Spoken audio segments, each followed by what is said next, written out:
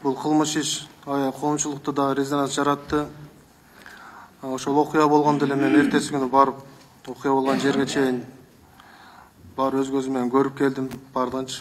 Ошол жерде тергөө группаларын чогултуп, тергешип аткан тергөөчүлөр менен милициянын кызматкерлери менен дагы болгон окуянын жеринен тактап аракет кылдык, мындай координациясын түшүргөнгө.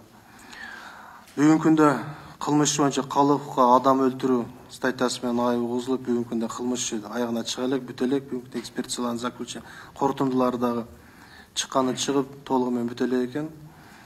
Ал жерде прокуратура кызматкерлеринин 2 облус прокурорунун орун басарлары жумуштан бошотулган, 2 начальник бөлүмдүн башчылары жумуштан бошотулган, Баткен районунун прокурору орун басары менен жумуштан бошотулган, 6 адам ал жерден жумуштан бошотулган.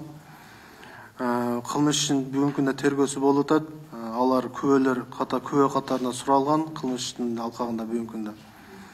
Анан кийин тергөө болду. Тергөөнүн жыйынтыгы менен мен ойлойм, бул мыйзамдуу укуктук баа берилет деп прокурордук кызматкерлерге да. Бул жерде прокурордук кызматкерди биз калкалап бир тосуп бир жардам берген жерибиз жок. Факт эгерде чындап алардын катыштыгы далилденген болсо, биз аябсыз аларга чара көрүлөт да. Тергөө жүрүп атат. Бүгүнкү күндө МВДнын түштүктөгү тергөө бөлүмү тарабынан тергөө амалдары жүргүзүлүп жатат.